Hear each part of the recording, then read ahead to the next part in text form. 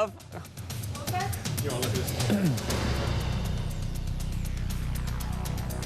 Good evening, I'm Chris Berg. Thanks for joining us. Big news, huge news today coming out of both Minnesota and North Dakota. In Minnesota, the House votes yes on same-sex marriage. In North Dakota, very intense higher ed board meeting taking place up there. Chancellor Scrivani survives. The big question is, where does it go from here? He's going to join us in just a few minutes. But first, with us live from St. Paul, Kare 11's reporter Scott Seroka was at the Capitol today for the same-sex marriage vote. Scott, thanks for joining us. Were you surprised that the House passed this by 16 votes?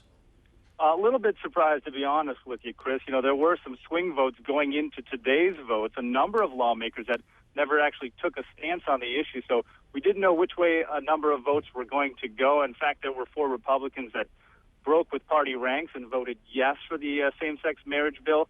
And there were a couple of Democrats that said no. And so it was kind of an interesting dynamic to see as people kept speaking throughout the afternoon, kind of which way they were leaning. So that vote did end up to be a 75 to 59 yes for same-sex marriage. And as I stepped out of the chambers, I was describing it to you earlier, Chris. It was almost like a European soccer match atmosphere. There was a lot of chanting and cheering, a lot of energy in the state capitol this afternoon. Tell us more about that. I heard there was expected record crowds of 5,000 plus, cops possibly having to turn people away.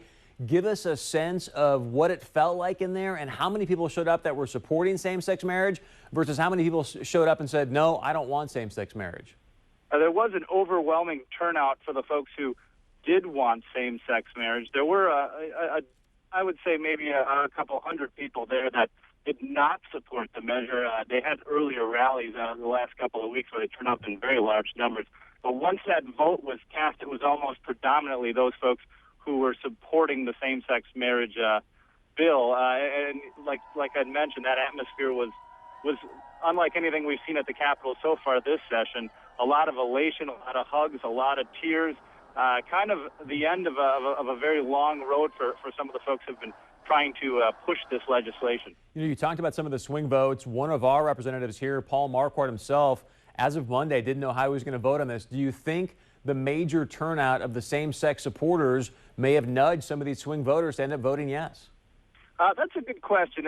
You know, that's quite possible. I think a lot of folks that were undecided may be voting on how their constituency feels, how the folks in their district voted on in the fall on the marriage amendment that was passed. So that was, you know, we talked to one DFL legislator that voted no on this, and I don't think it was within her heart, but she was just voting the way her constituents wanted her to vote. And a lot of those lawmakers are from the outstate, the non-metro area districts.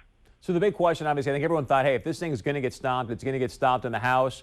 Now that it's passed, what are the next steps till it hits the governor's desk?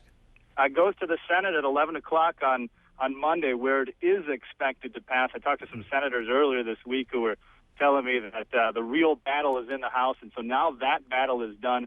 We'll go through the Senate and then be likely signed by the governor not long after. He has already told reporters that he does support the bill, and so same-sex marriages could be happening here in Minnesota as of August 1st of this year. Scott, any chance you're going to replicate any of those chants you heard today?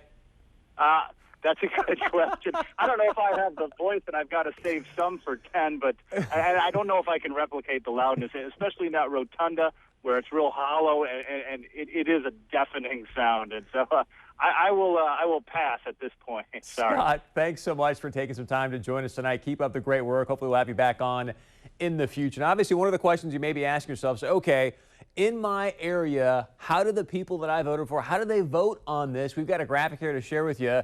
If you look at Representative Paul Marquardt or Ben Lean or the people that represent you, you can see here, Jay, Ben, Paul, and Roger all voted for it. Dan, Mary, Deborah, Bud, and Steve voted against it. We are working, obviously, on getting some of these representatives on the show in the very near future. And here's what's interesting.